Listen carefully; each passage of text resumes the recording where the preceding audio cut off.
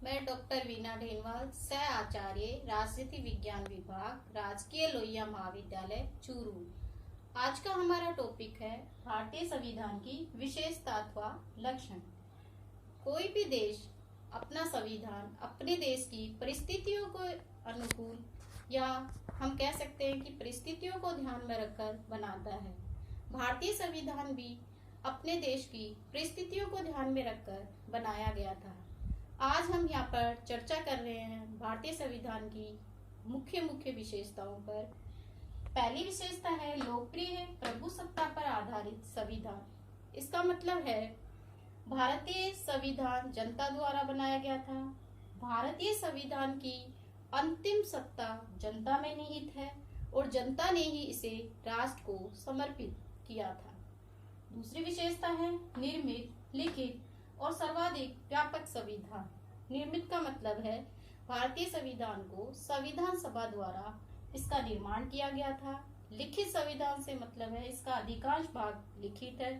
सर्वाधिक व्यापक संविधान से मतलब है भारतीय संविधान में 395 अनुच्छेद और 12 अनुसूचियां हैं, जो विश्व के जितने भी संविधान हैं उनमें से सबसे व्यापक संविधान है। जैसे हम देखते हैं कि अमेरिका के संविधान में केवल 7 अनुच्छेद ही है, कनाडा के संविधान में केवल 147 अनुच्छेद है, दक्षिण अफ्रीका के संविधान में 153 अनुच्छेद है, ऑस्ट्रेलिया के संविधान में 128 अनुच्छेद ही है।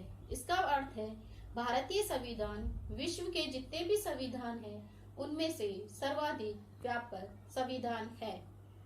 संपूर्ण प्रभुत्व संपन्न लोकतांत्रिक गणराज्य से मतलब है भारत आंतरिक और बाह्य रूप से किसी विदेशी सत्ता के नियंत्रण में नहीं है। वो अंतर्राष्ट्रीय संधि और समझौता करने के लिए आंतरिक और बाह्य रूप से पूरी तरह स्वतंत्र है। लोकतांत्रिक गणराज्य का मतलब है हमारा जो राष्ट्रपति है वो जनता द्वारा अप्रत्यक्ष रूप से निर्वाचित राष्ट्रपति होता है। वह ब्रिटिश के सम्राट जैसे वंशानुगत नहीं होता। धर्मनिरपेक्ष पथ निरपेक्ष राज्य से मतलब है 42वें संवैधानिक संशोधन द्वारा भारतीय संविधान में धर्मनिरपेक्ष शब्द को जोड़ा गया। इसका अर्थ है राज्य के लिए सारे धर्म बराबर है अथवा सम्मान है। राज्य किसी एक विशेष धर्म को संरक्षण प्रदान नहीं करता। कठोर और लचीले संविधान का समन्वय।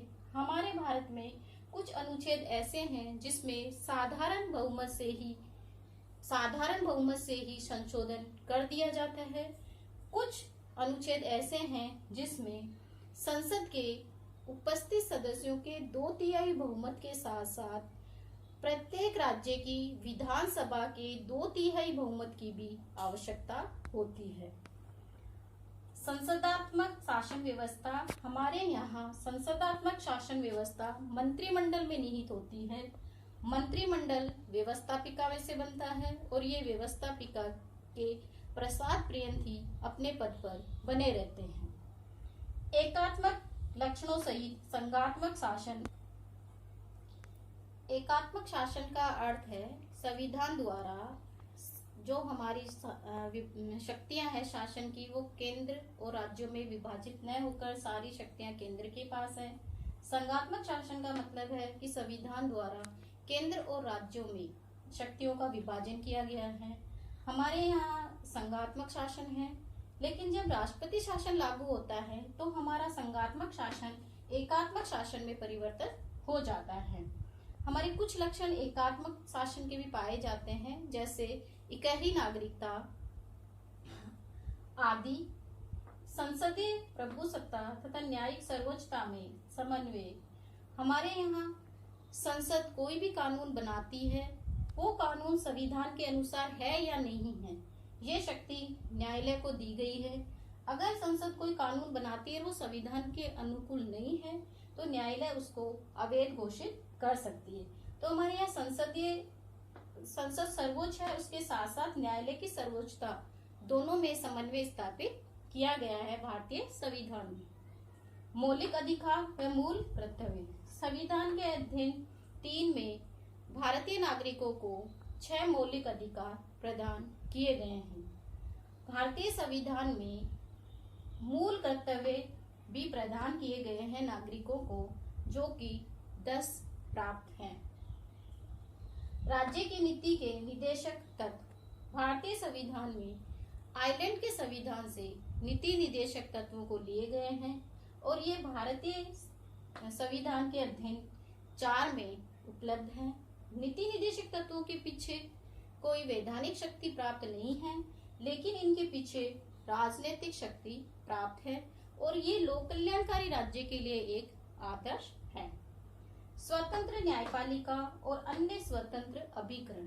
हमारे भारतीय संविधान में न्यायपालिका को स्वतंत्र रखा गया है ताकि वो अपना निर्णय स्वतंत्र रूप से दे सके, किसी दबाव में आकर अपना निर्णय न दे। इसके साथ साथ ही अन्य स्वतंत्र अभिकरणों की स्थापना भी की गई है, जैसे निर्वाचन आयोग, संघ लोक सेवा आयोग आदि। सांप्रदायिक प्रतिनिधित्व का अंत और व्यवस्थित मताधिकार। हमारे यहाँ 1909 में जो सांप्रदायिक पद्धति थी, जो धर्म के आधार पर चुनाव होते थे, उनका अंत कर हमारे यहाँ व्यवस्थित मताधिकार का प्रारंभ किया गया। और व्यवस्थित मताधिकार का मतलब है 18 साल का कोई भी नागरिक अपने मत का प्रयोग कर सकता है। एकल नागरिकता। हमारे यहाँ संघात्मक शासन होते हुए भी व्यक्तियों को एक ही नागरिकता प्राप्त है और वो है केवल केंद्र की। राज्यों की नागरिकता व्यक्ति को प्राप्त नहीं है। अल्पसंख्यक तथा पिछड़े हुए वर्गों के कल्याण की विशेष व्यवस्था। भारतीय संविधान में जो संख्या में कम है और जो सामाजिक रूप से पिछड़े हुए हैं, उनके विकास के लिए अलग से व्यवस्था की गई है।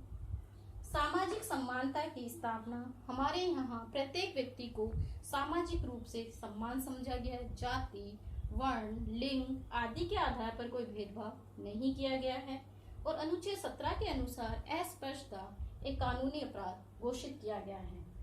कल्याणकारी राज्य की स्थापना का आदर्श। भारतीय संविधान में नीति निदेशक तत्वों को महत्व देकर हमारे यहाँ कल्याणकारी राज्य की स्थापना की गई है और ये नीति निदेशक तत्व ही कल्याणकारी राज्य के आदर्श हैं। एक राष्ट्रभाषा की व्यवस्था।